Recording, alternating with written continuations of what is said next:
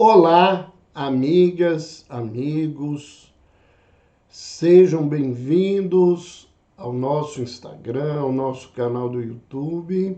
Nós estamos começando, para quem está no Instagram, ao vivo, a nossa live das terças-feiras, e quem está acompanhando o nosso YouTube, assistindo o nosso vídeo sobre o tema desta terça-feira, se há uma diferença no atendimento de um médico espírita, respondendo aí uma pergunta que nos foi feita por um dos nossos seguidores.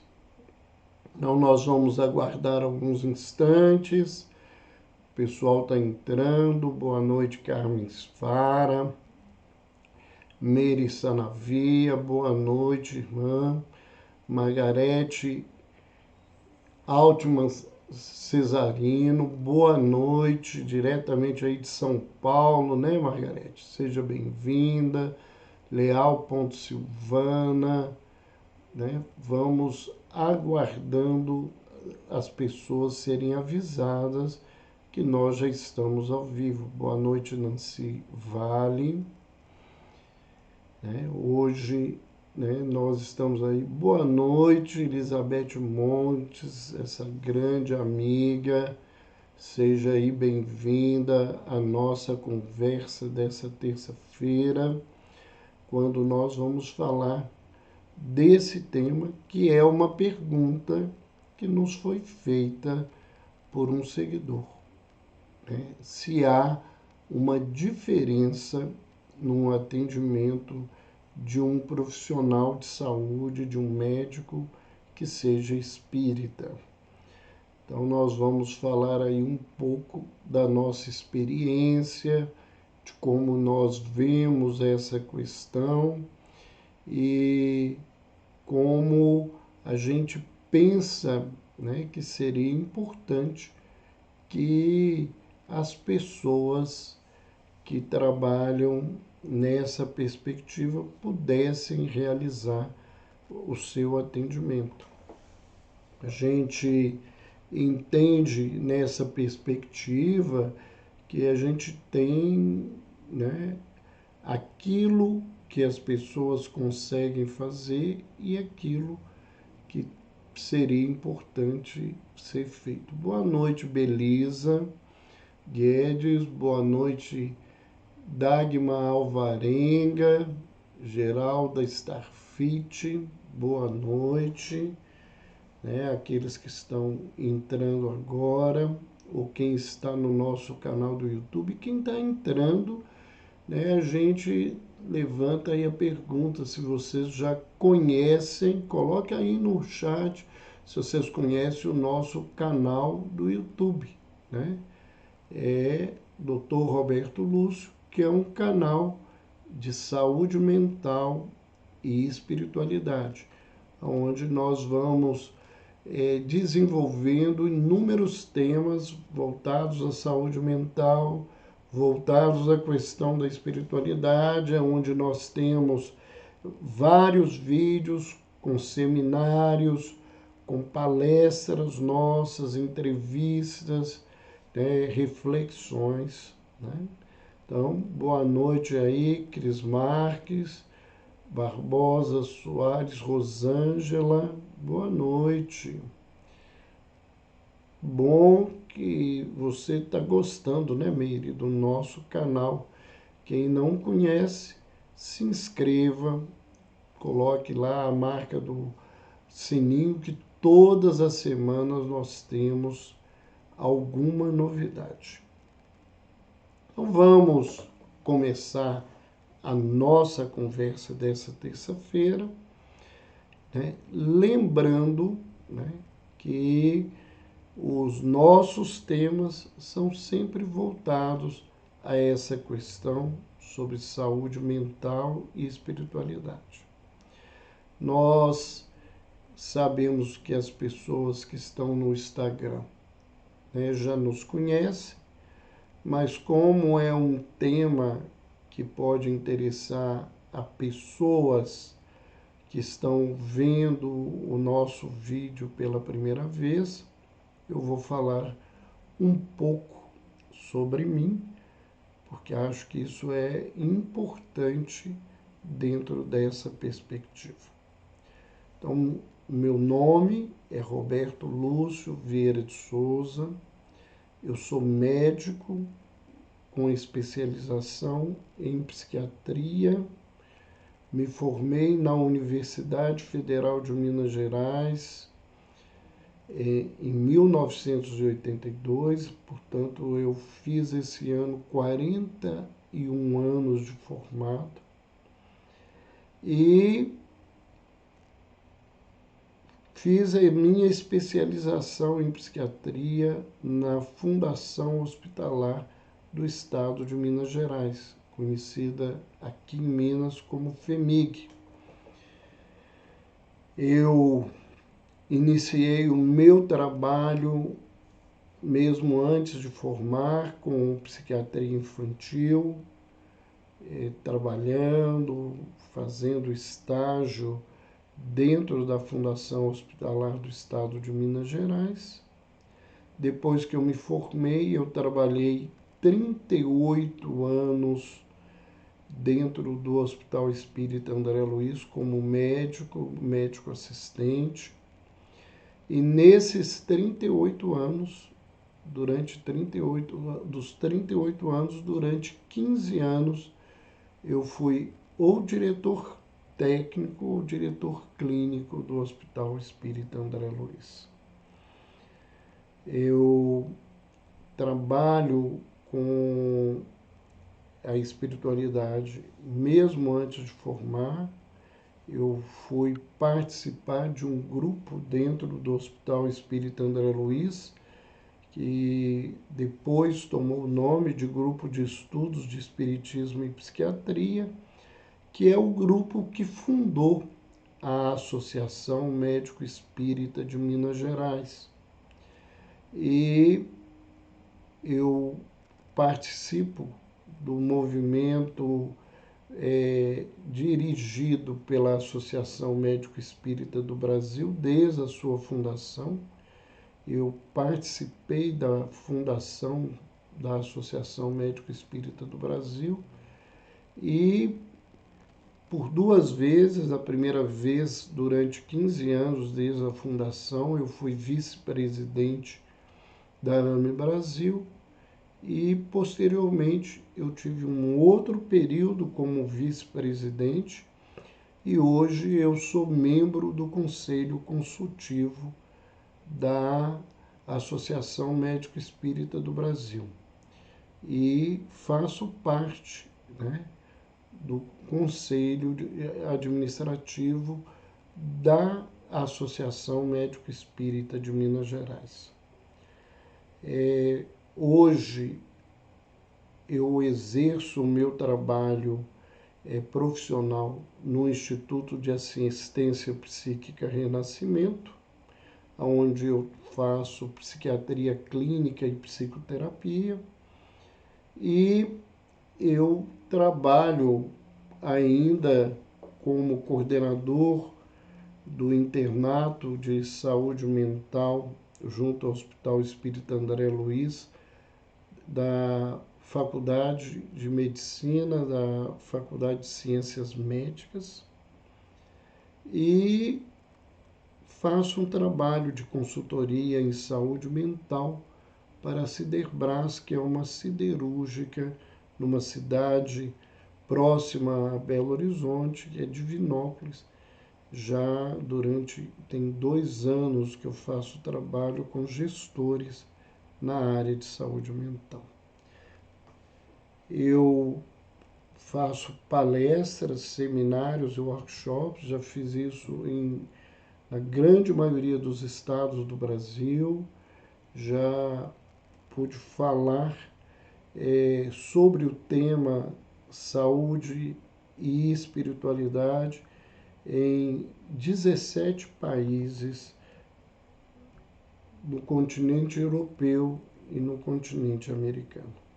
Então, essa é a minha tarefa, Eu acho que é importante, já que eu vou falar sobre a minha atividade como médico espírita, trazer para aqueles que estão nos assistindo a primeira vez o que nós realizamos, qual que é a nossa experiência. Nós temos diversos livros, né, que nós participamos como coautores, falando sobre saúde e espiritualidade, e nós temos alguns livros vinculados à questão da saúde e do espiritismo que foram psicografados por nós, né?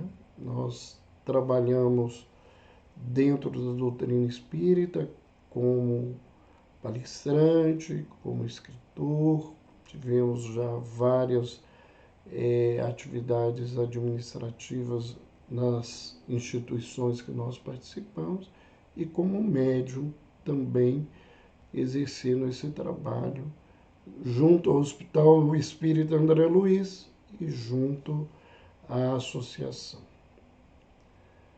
A primeira coisa que é importante a gente lembrar, né, qual que é a diferença desse trabalho que um médico realiza que não tenha essa visão espírita e um médico espírita, né? A primeira coisa que nós temos que lembrar é que o trabalho profissional ele não pode ser um trabalho em função de proselitismo, ou seja, eu, como médico, seguindo as orientações do Conselho Federal de Medicina, né, a ética médica, eu não posso utilizar a minha profissão para converter as pessoas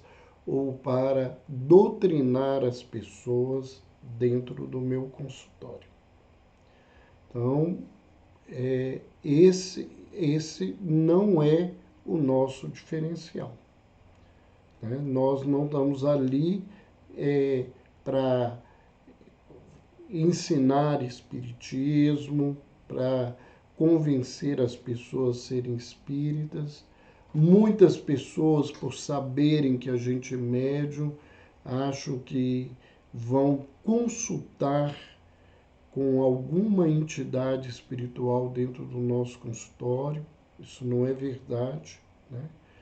Isso não é possível acontecer dentro de uma visão ética e não é uma possibilidade dentro do que a gente aprende do Espiritismo da gente realizar.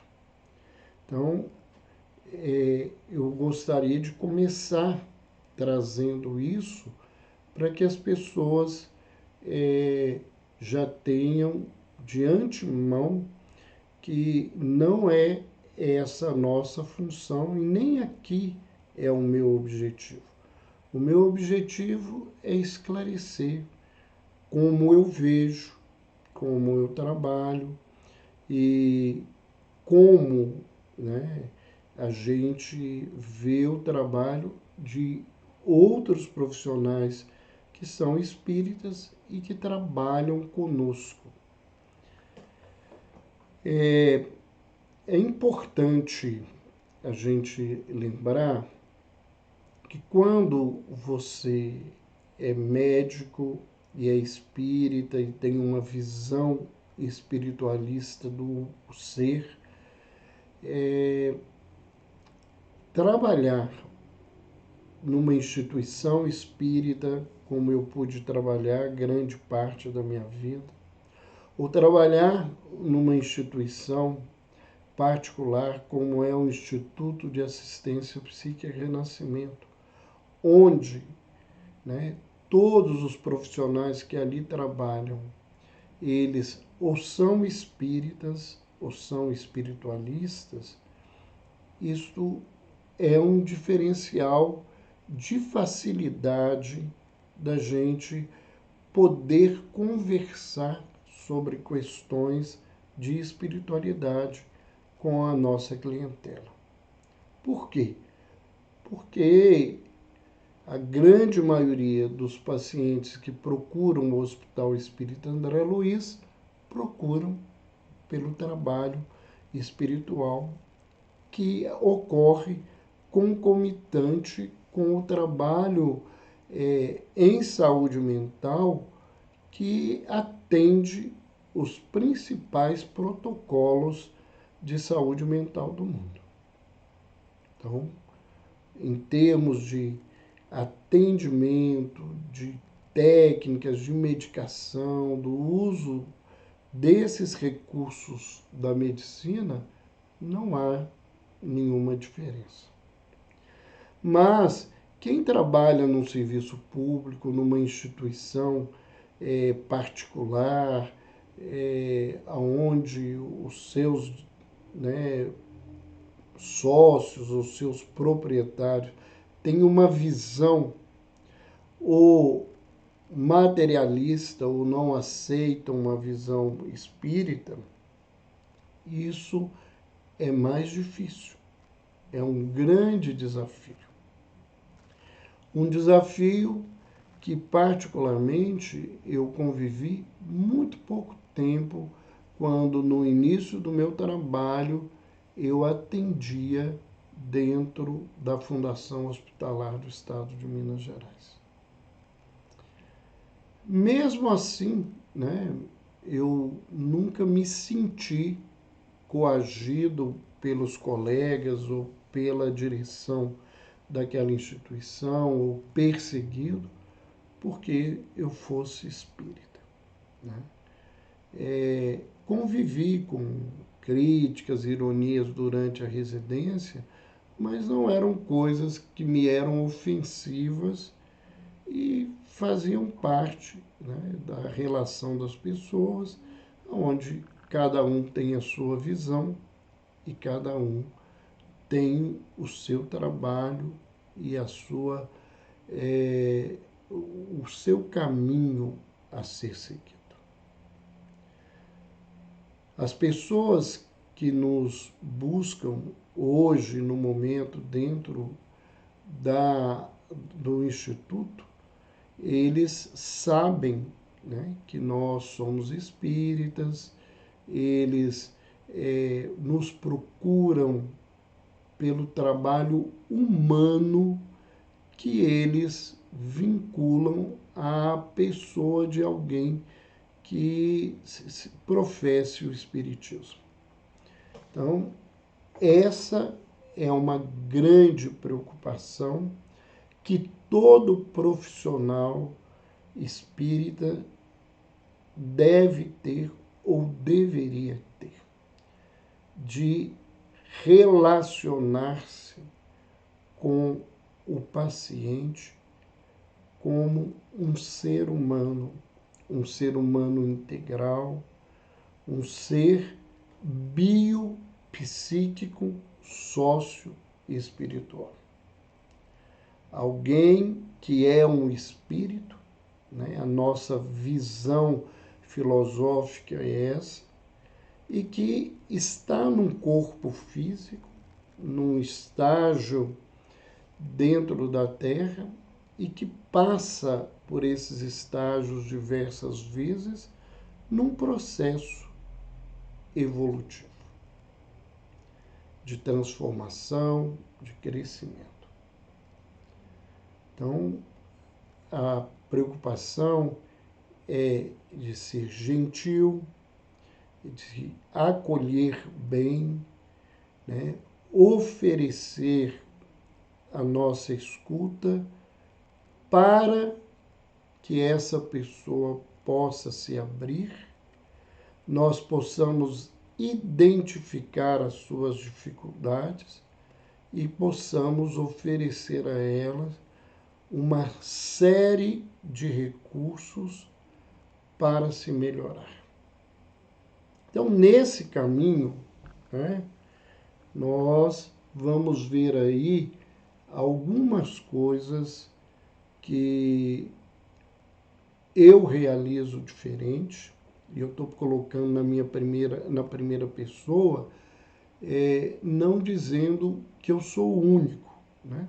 Mas porque eu vou falar aqui de uma forma de trabalho que é o trabalho que eu realizo, né? Eu sei que tem outros colegas que fazem isso, né? E muitas pessoas podem certamente fazer isso de uma maneira diferente, mas não melhor ou pior, né? Mas de uma forma diferenciada, mas é o que eu faço e o que me preocupa para realizar o meu trabalho.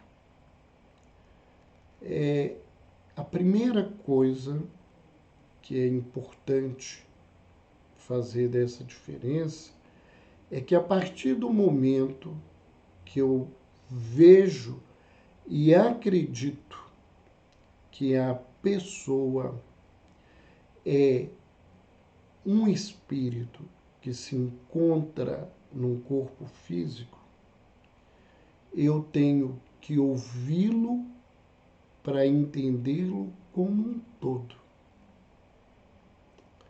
Então, o médico clínico que segue um padrão e que não busca a visão da espiritualidade, né? Nós temos muita gente ainda fazendo isso, mesmo e apesar, né, que eu estou colocando, de saberem ou de rejeitarem que existe cada vez mais evidências clínicas que os aspectos da espiritualidade humana são fundamentais para a saúde.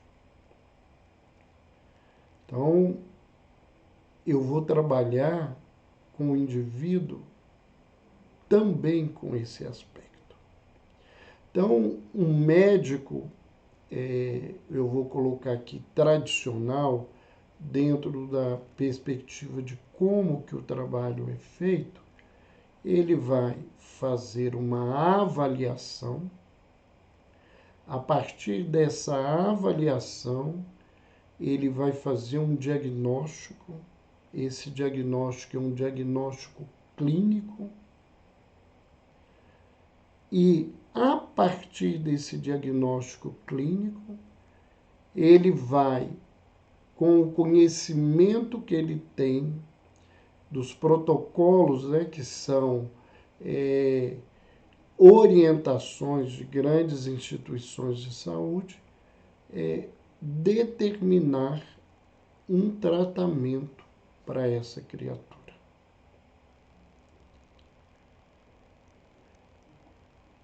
A partir da avaliação que vem da anamnese, né, o meu trabalho fica diferenciado no sentido que eu não quero simplesmente estar diante de um diagnóstico clínico.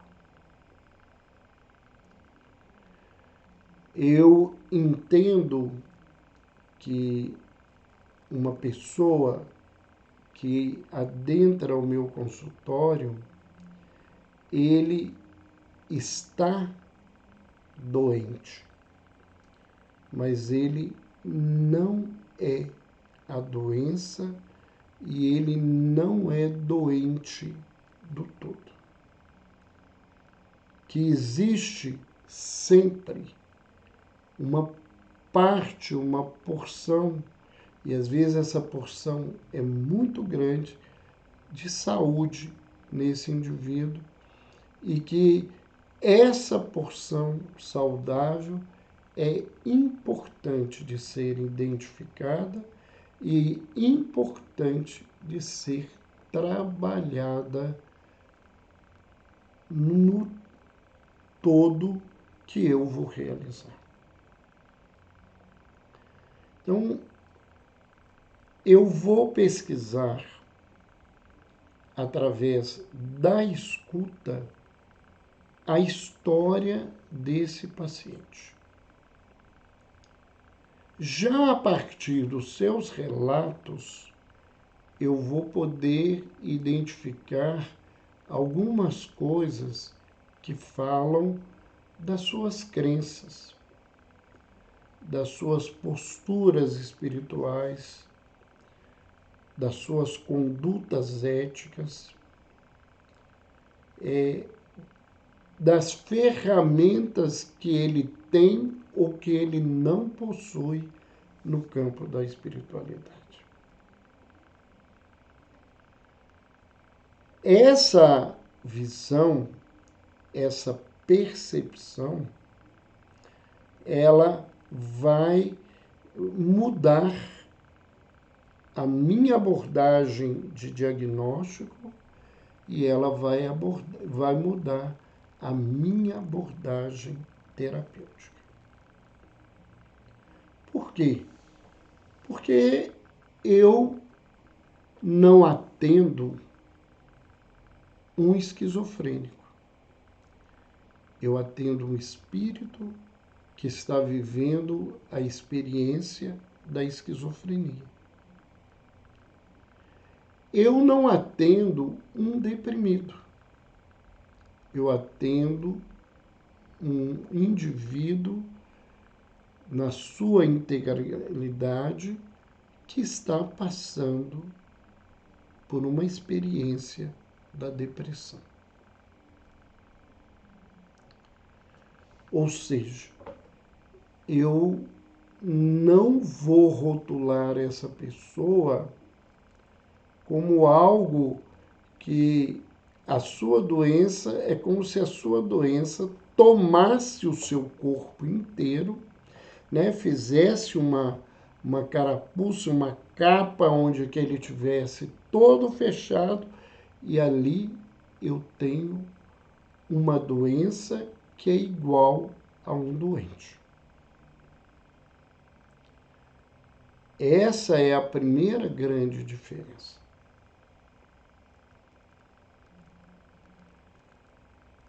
No meu trabalho, na minha experiência, eu vou começar a partir da identificação.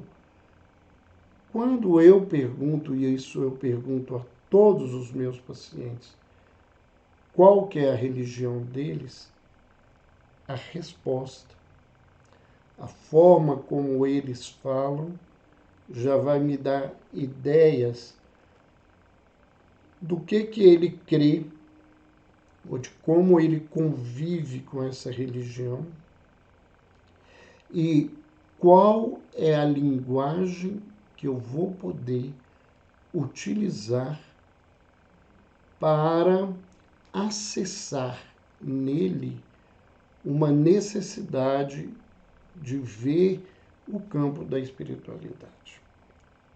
Não é para que ele seja um religioso, mas para que ele se comporte dentro de uma visão de espiritualidade, né, que é muito mais amplo do que o campo da religiosidade. Né? Esses conceitos, religiosidade e espiritualidade, eles já são bastante estudados e diferenciados em livros e artigos científicos que trabalham com espiritualidade. Outra questão, né? Na minha visão, né, a doença, né, que a pessoa apresenta, ela é, na verdade, um sinal, um alerta para um aprendizado que esse ser que está estagiando nesse momento na Terra precisa aprender. Então, talvez isso já faça uma diferença na minha percepção. Por exemplo, né? Vou trazer uma doença orgânica para exemplificar. As pessoas que são portadoras de diabetes, sejam diabetes tipo 1, né, que é a diabetes juvenil, que a pessoa já nasce, né, com a deficiência da insulina e precisa, desde cedo, né, repor a insulina diariamente, né, aplicar insulina no corpo por causa da sua falta, ou a diabetes tipo 2, que é a diabetes que nós desenvolvemos pelos nossos comportamentos, a nossa alimentação, pelo sedentarismo, né, por todo um descuidado conosco mesmo, né? Essas duas situações, elas são uma doença que eu entendo que veio ensinar a esse ser uma coisa muito importante, que é limite. As pessoas que são portadoras de diabetes, elas precisam fazer dieta, elas precisam ter comportamento saudável, fazer exercícios, modificarem suas vidas, evitarem de toda forma, né, o uso do açúcar, né, reduzir o máximo o carboidrato, escolhendo carboidratos que sejam menos complexos, não usar o álcool, né, ter comportamentos regrados na vida, ou seja, elas são convidadas a ter limite. E o que a gente vê é que a maioria deles, independente do tipo 1 ou tipo 2, brigam, se enganam, tentam enganar as pessoas, desrespeitando de formas mais diversas esses limites que eles precisam na vida. O que eles conseguem com isso? Agravar a doença. Né? São aqueles que não fazem a dieta, que não buscam fazer exercícios físicos para manter um corpo mais adequado, que comem uma quantidade de doce que sabem que não podem, bebem sabendo que não podem, e que depois usam da insulina para disfarçar o processo, o que não ajuda e que na realidade piora o quadro. Essas pessoas, a maioria delas, desconhecem o conceito na prática do que é limite. E é muito interessante, porque aqueles que entendem, mesmo que inconscientemente, que precisam do limite, que precisam das regras, que precisam seguir os regimes, e aí eu não estou falando de regime alimentar, mas um regime de vida, eles reduzem a gravidade do quadro, reduzem a quantidade de remédio que tomam, eles têm menos problemas de sequelas que estão ligadas a essa doença, que é uma doença bastante grave. Ou, diríamos, elas estão aprendendo e, ao aprender, as questões da doença vão sendo menos agravantes. Então, eu busco não só estudar as questões clínicas, né, a parte na minha área da neurociência e de todo um contexto, né, porque nós sabemos que as doenças elas se manifestam no ser como um todo, eu busco refletir e entender cada vez mais o que as doenças que os meus pacientes apresentam querem ensinar a eles como um caminho de cura.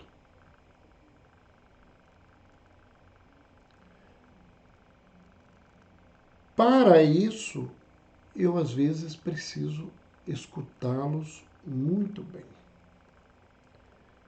E aí nós temos uma outra diferença que tem se acentuado, né?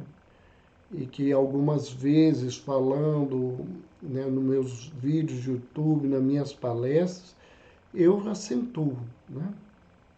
A gente vê a medicina, né, ela caminhou sempre na história a partir de uma escola que seria direcionadora da grande maioria dos profissionais.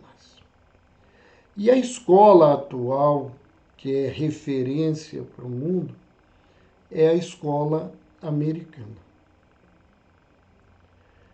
E, ao meu ver, essa escola ela tem 3 grandes problemas.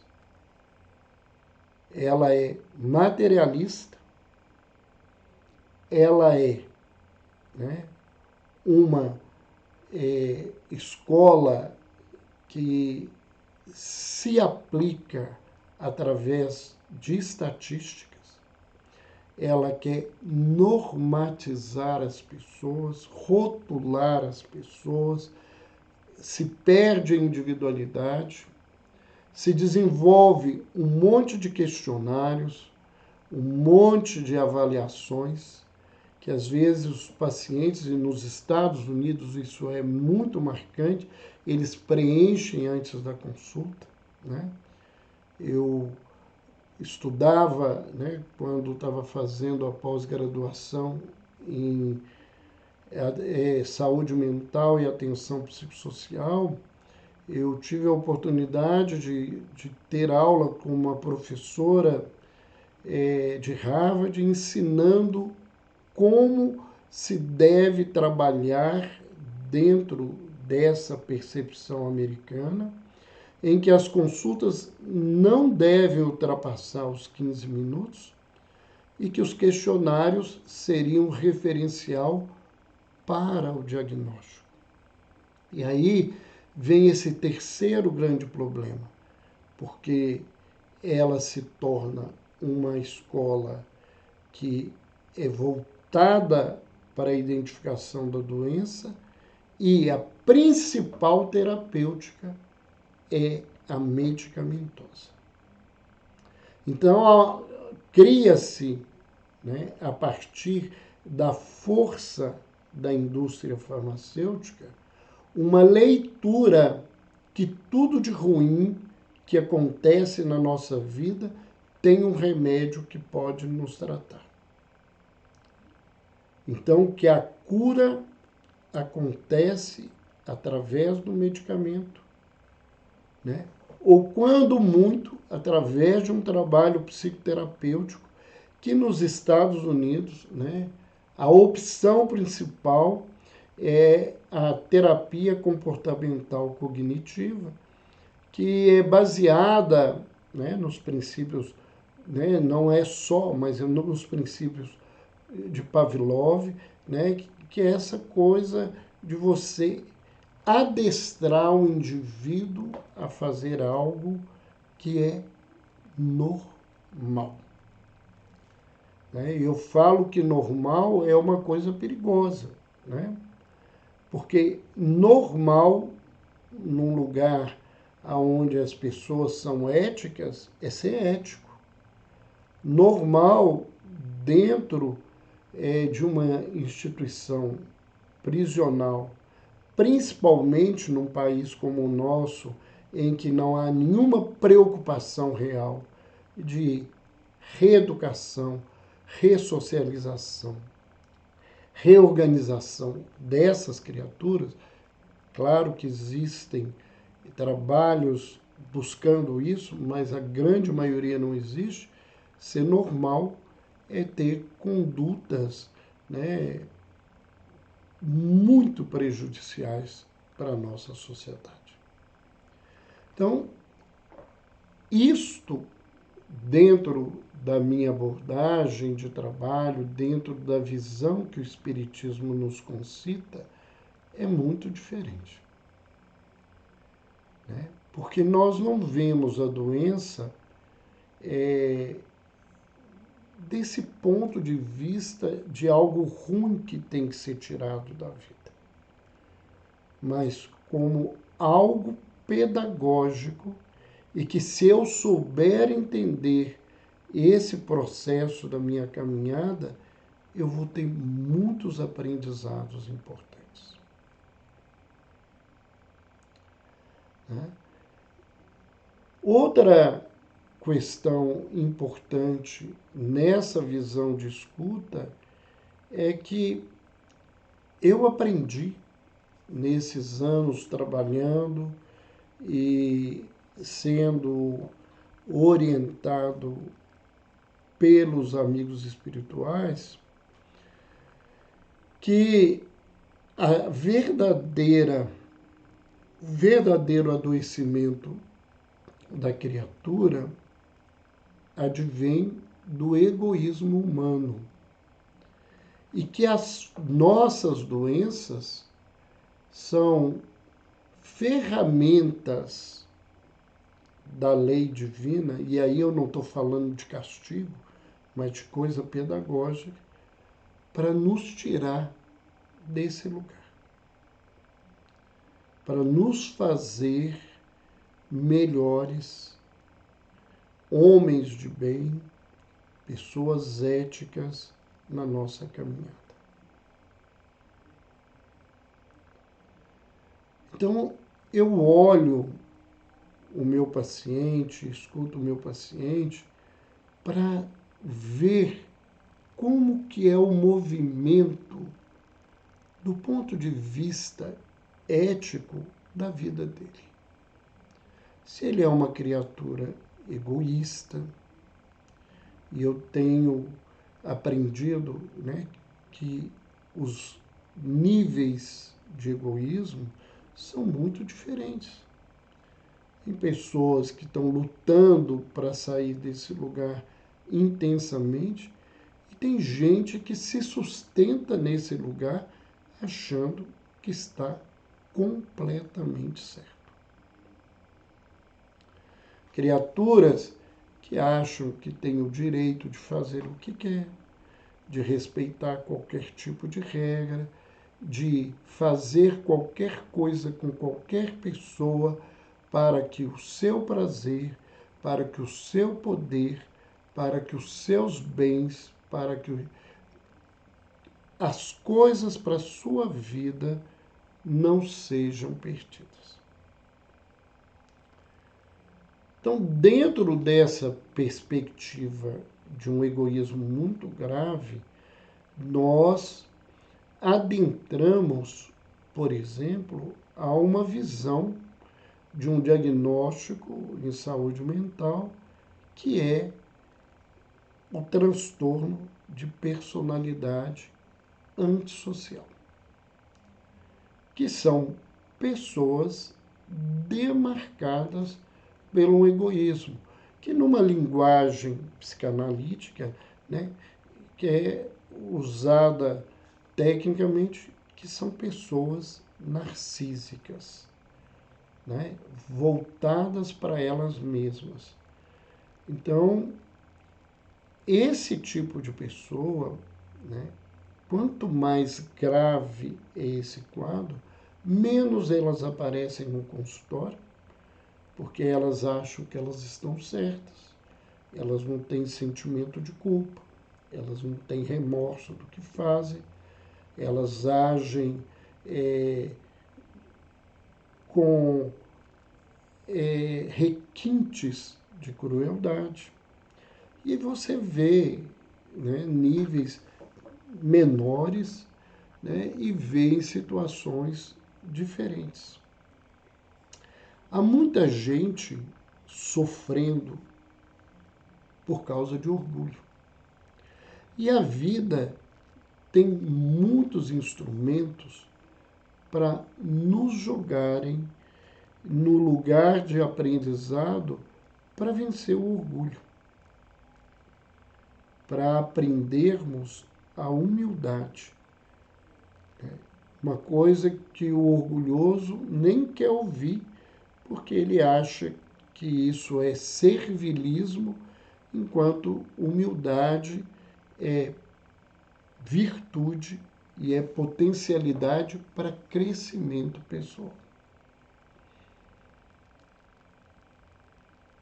Dentro do nosso trabalho, nós aprendemos também, e hoje isso tem sido desenvolvido muito mais a partir do estudo da espiritualidade, que as pessoas que buscam tratamento e que têm uma vivência religiosa, não é que tem um título de religião, elas adoecem menos. Quando adoecem, elas melhoram mais rápido. Elas respondem aos tratamentos com maior facilidade. E quanto mais ética e mais transcendente é essa pessoa em termos de cuidado consigo e com o mundo, mais bem-estar ela encontra na sua vida.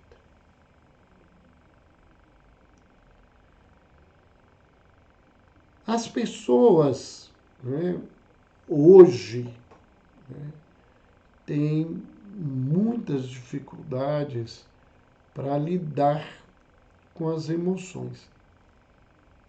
Me desculpe, vamos corrigir a minha fala.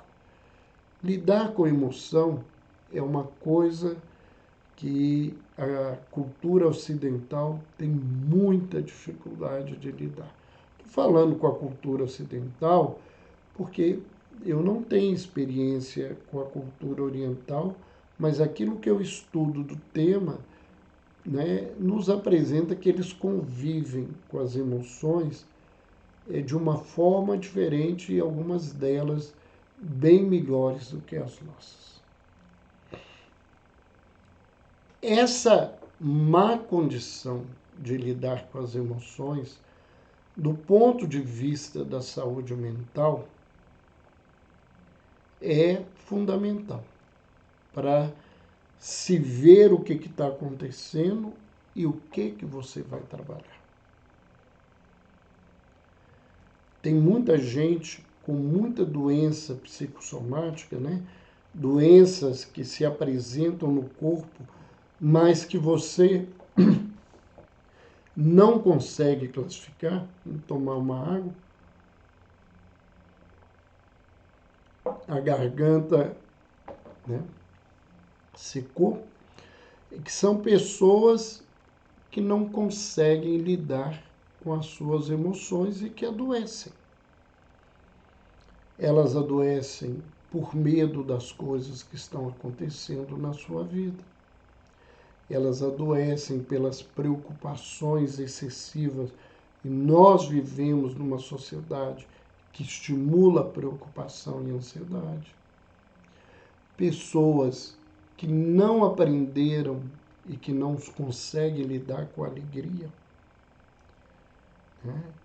A gente vê muito empresário, muitos homens que têm posições de poder e mulheres, né, que não conseguem conviver e estar verdadeiramente alegres, e para manifestarem isso tem que beber, tem que usar drogas, tem que ter recursos, porque não conseguem espontaneamente conviver com isso? A grande maioria de nós não sabe e não entende o que é a tristeza, né? Muitos de nós estamos aí com um monte de doenças cardiovasculares, gastrointestinais, que são frutos da nossa raiva. Então, essa é uma abordagem que, dentro do meu trabalho, eu tenho uma preocupação em entender, e à medida em que eu percebo que o paciente está adeso ao tratamento, nós vamos trabalhando essas coisas. Por que a gente tem que perceber essa adesão? Porque isso não pode ser falado num primeiro momento, porque isso pode não ser compreendido. E muitas vezes essa denúncia afasta a criatura da possibilidade de se tratar. Então, a gente tem, tudo tem um tempo, né? E às vezes o tempo terapêutico, ele não é aquilo que o paciente quer, é aquilo que a própria vida nos oferece. É como o próprio medicamento, né? Tem medicamentos que eles gastam 3, 4 ou mais semanas para começar a fazer efeito. E as pessoas, 2 dias depois, tendo sido informadas que o remédio demora, ligam reclamando que não melhoraram. Por quê? Porque não escutaram, porque no seu orgulho ele não admite que alguém não seja capaz de resolver o problema dele como ele quer.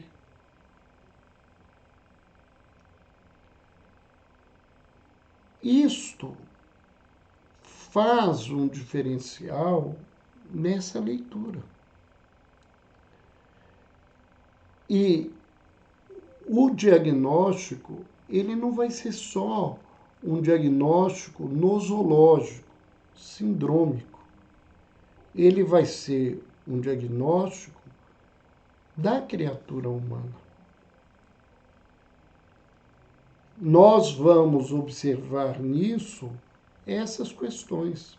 E do ponto de vista espírita, ainda tem a questão que muita gente nos procura porque elas colocam, né, ou alguém disse para elas, ou é o que elas querem, a responsabilidade das suas doenças nos espíritos desencarnados, nos chamados obsessores.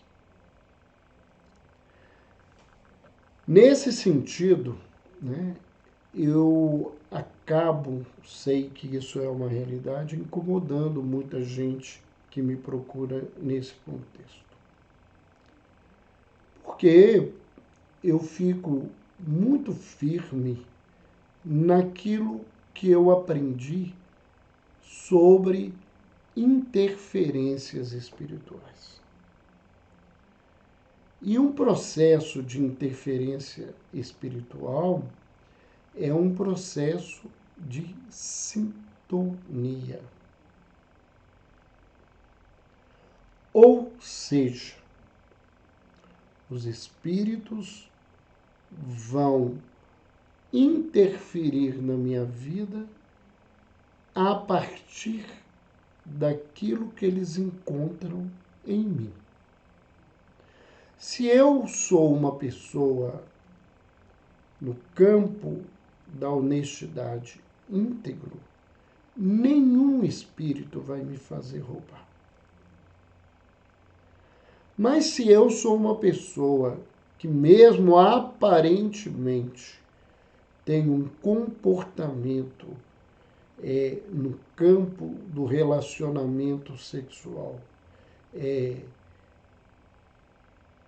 não tenho adultério, não busco uma prostituta, mas intimamente essas questões movimentam as minhas energias e naquilo que as pessoas não podem ver, eu vivo isso dentro de mim, os espíritos vão me interferir na minha vida nessa sintonia, nesse campo da minha atividade. Ou seja, o problema não é deles, o problema é o que está em mim. O tratamento, para usar um termo que as pessoas falam, tirar os espíritos, para desobsessão, é reforma íntima ou moral. Se eu mudar as minhas sintonias, se eu mudar o lugar onde eu estou, né, dentro de mim, não é o lugar externo, eu não vou ter essas companhias. Se eu não tenho nenhum vínculo com álcool, se eu não bebo de maneira nenhuma e isso não me incomoda na vida, nenhum espírito vai me fazer beber.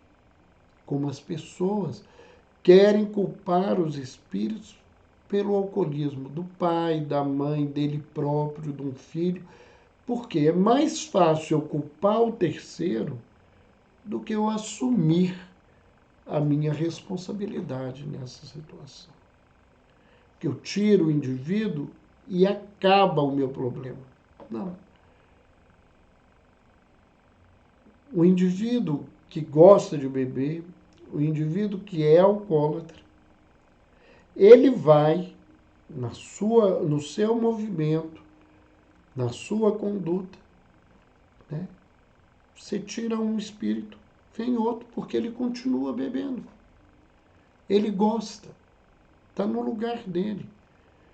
Então, quando eu falo com o paciente, eu falo com os familiares ou responsáveis, que isto depende da própria criatura e que tem criaturas que, pelo nível de adoecimento, elas não vão conseguir sair desse caminho facilmente, as pessoas se incomodam, porque elas esperavam que eu ia oferecer algum recurso mágico para essa situação.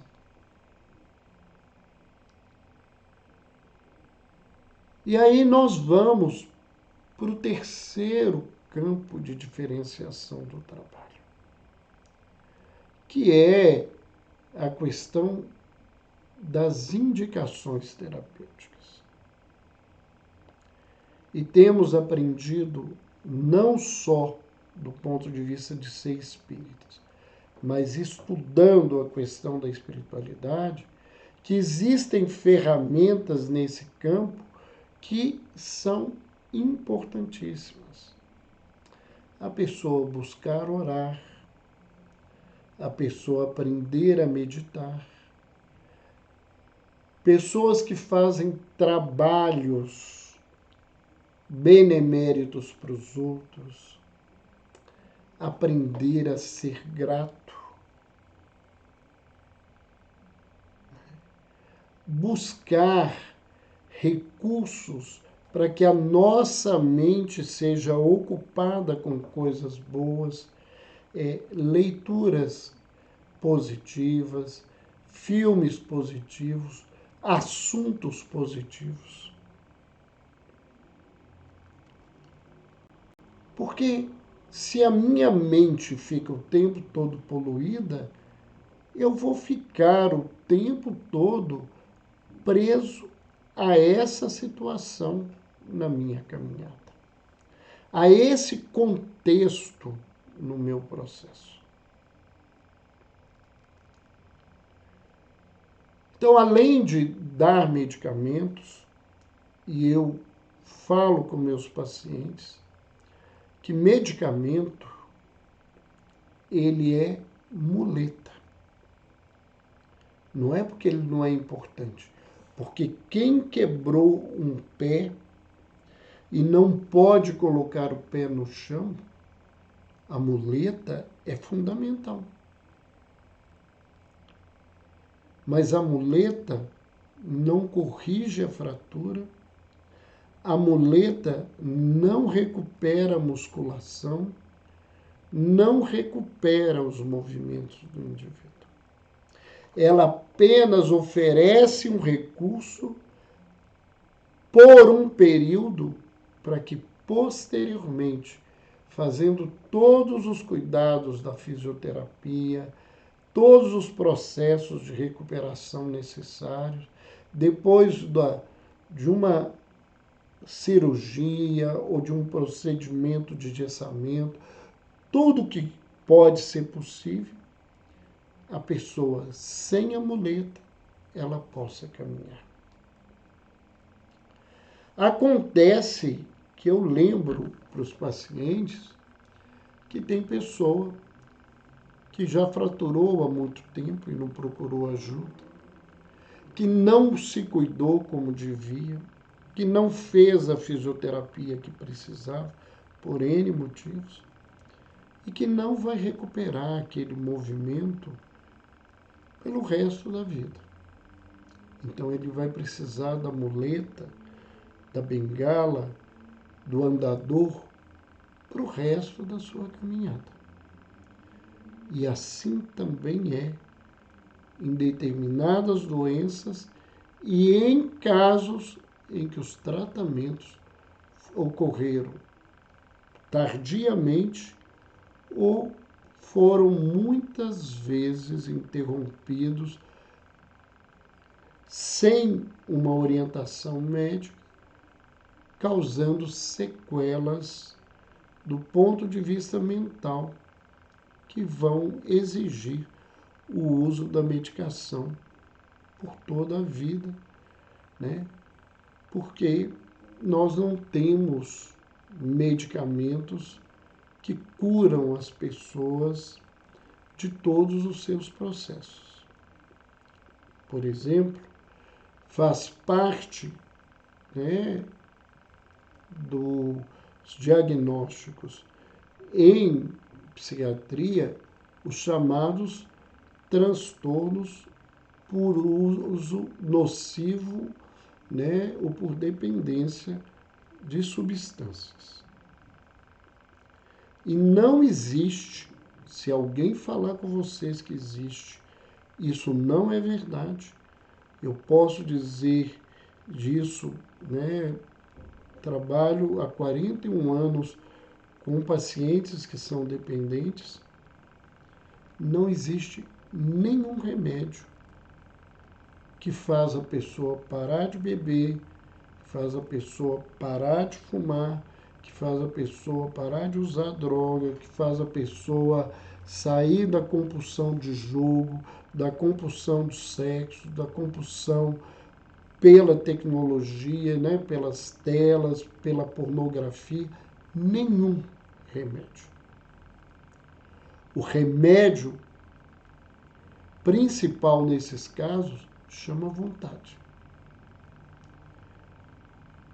É preciso que a pessoa consiga acionar a vontade. E não existe também nenhum terapeuta que aciona a vontade do outro. O terapeuta ajuda o indivíduo a buscar esses recursos. A única pessoa que pode acionar a sua vontade é a própria pessoa. Então isso dificulta o trabalho nesse contexto e as pessoas têm dificuldade de entenderem isso. Então nós temos, por exemplo, a questão da dependência química. Há trabalhos robustos mostrando cada vez mais que as pessoas que têm uma religiosidade, uma espiritualidade, têm menos tendência a ter dependência por qualquer tipo de substância. Então, a religiosidade e a espiritualidade são fatores preditores positivos contra essas doenças, contra esses transtornos. Da mesma forma, esses recursos são fatores importantes na prevenção do suicídio.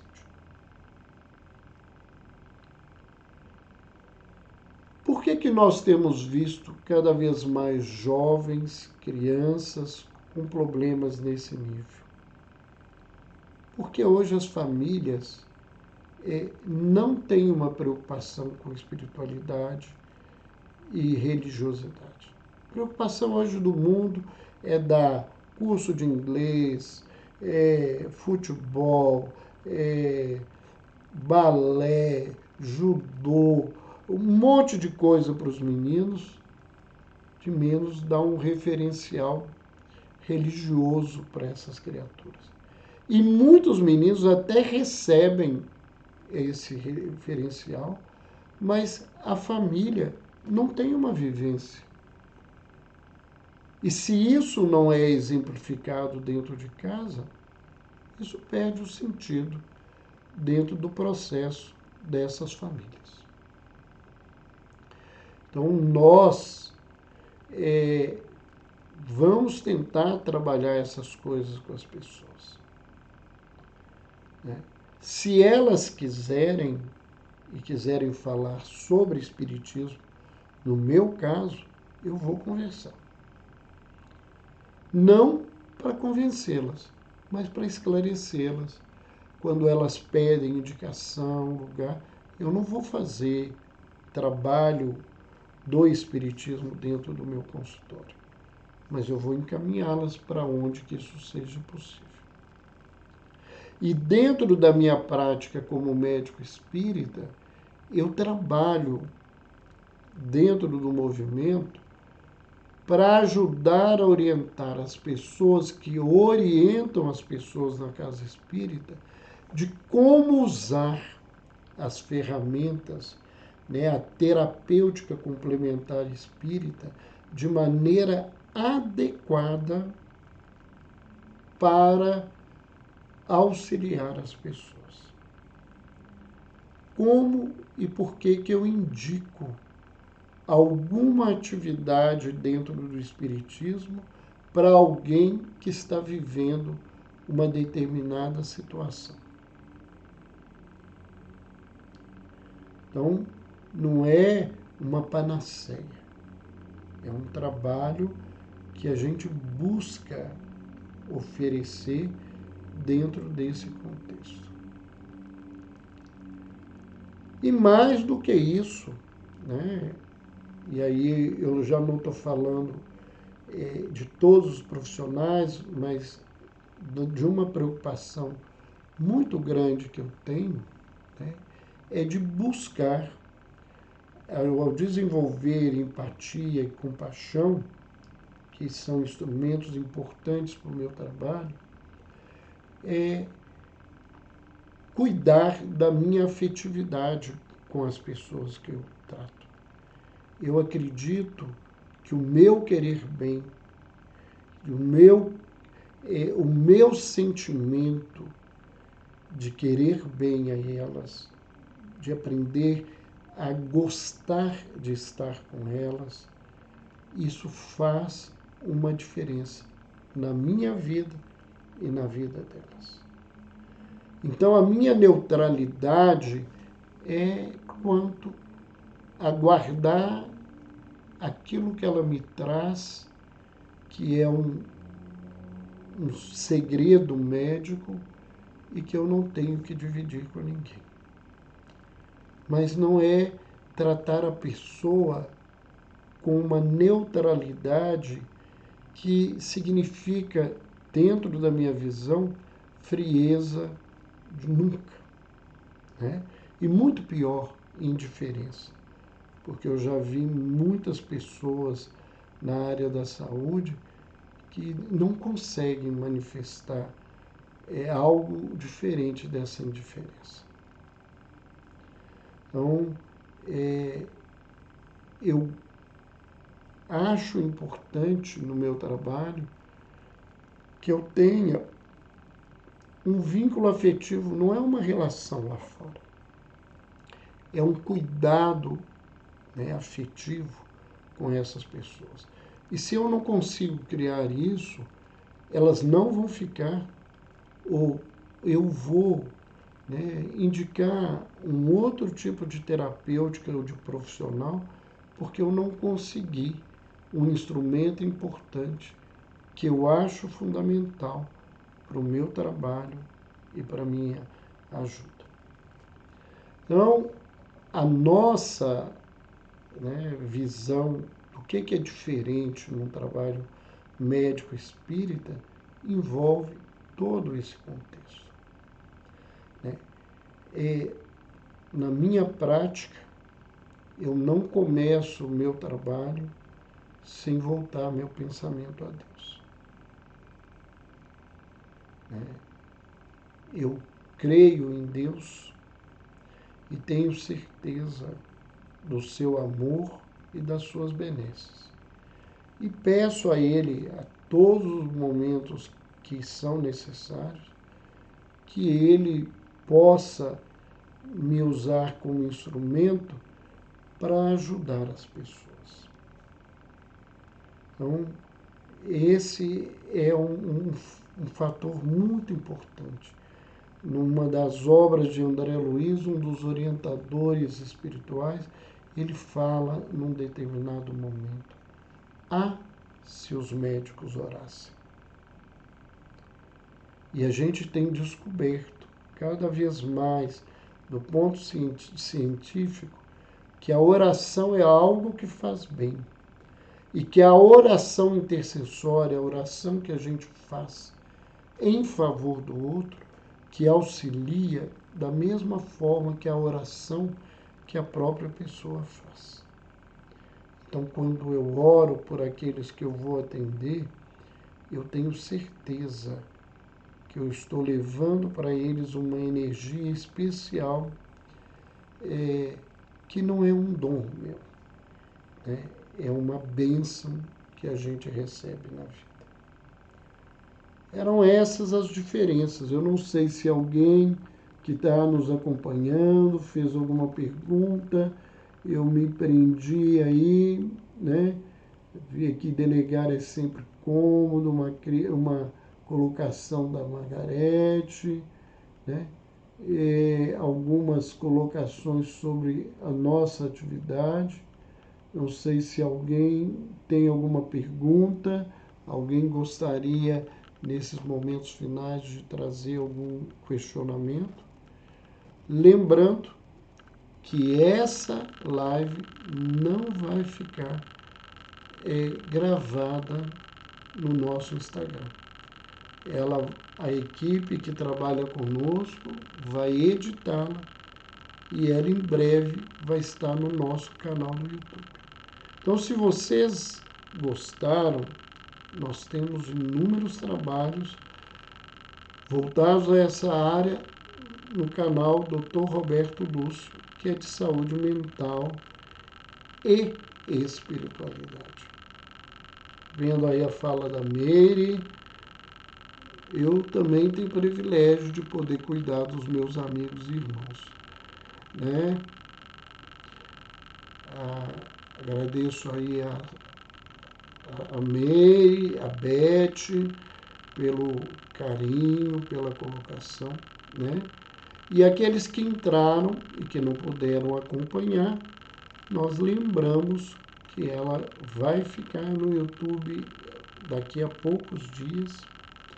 E, desde já, eu gostaria de deixar aqui só uma coisa. Nós estamos preparando uma surpresa para as pessoas, né, dentro do nosso trabalho, né, voltado aí a nossa jornada que nós começamos há pouco tempo e que foi uma experiência maravilhosa que nós vivemos no mês de junho, né, com o grupo que esteve com a gente aqui em Belo Horizonte.